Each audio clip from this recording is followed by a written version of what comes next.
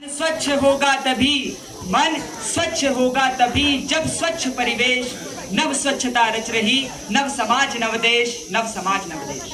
आप सभी को सुप्रभात एवं नमस्कार। आज दिए गए विषय कि स्वच्छता की सारी जिम्मेदारी सरकार की है, इस विषय का पुरजोर समर्थन करते हुए आज मैं निश्चय भगवाल हरमन माइनर स्कूल का प्रतिनिधित्व करते हुए आप सभी के समक्ष इस विषय के पक्ष में अपने विचारों को प्रस्तुत कर रहा हूँ।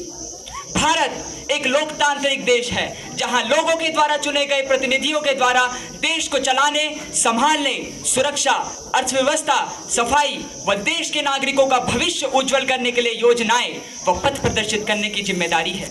जहां एक तरफ वहां इसके लिए विभिन्न प्रकार की योजनाएं बनाती हैं, प्रोत्साहन स्वरूप लोगों को पुरस्कार, सम्मान व उपाधियां प्रदान करती हैं, वहीं दूसरी तरफ इन नियमों का उल्लंघन करने वाले लोगों के लिए विभिन्न प्रकार के कानून भी बनाए जाते हैं, जिन कानूनों का पालन करवाने की जिम्मेदारी भी सरकार की ही है।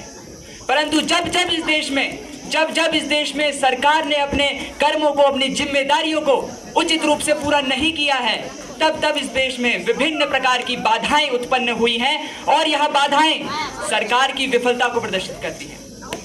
राष्ट्रहित के लिए अगर सरकार द्वारा विभिन्न कानूनों को लागू किया जाए तो संभव है कि भविष्य में इस प्रकार के वाद विवाद व संभाषण आयोजित ही ना हो, और ऐसा तब संभव हो सकता है जब इस सरकार में बैठा उच्च से उच्च पद का व्यक्ति भी अपने कर्मों को पूरी निष्ठा से करेगा।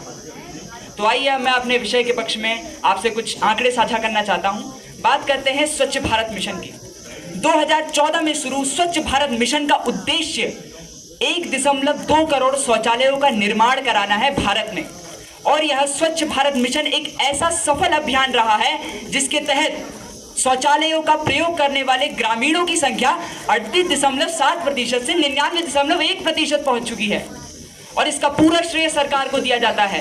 सरकार की दूरगामी सोच व खुले पर शौच पर प्रतिबंध, इन्हीं नियमों के कारण आज भारतवर्ष में शौचालयों का रेगुलर प्रयोग करने वाले ग्रामीणों की संख्या 96.5% पहुंच चुकी है।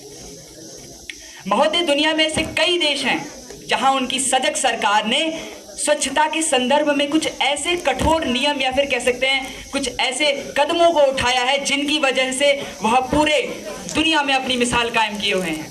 महोदय, उन्हीं में से एक देश है सिंगापुर।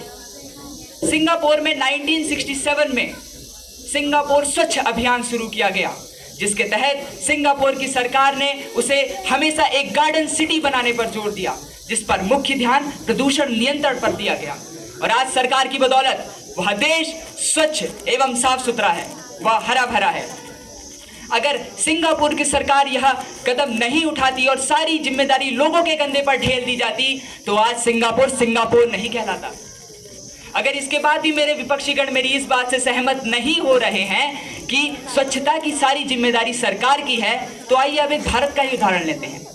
बात करते हैं इंदौर की। तो इंदौर एक ऐसा शहर है जिसने लगातार 6ठी बार स्वच्छता की रैंकिंग में नंबर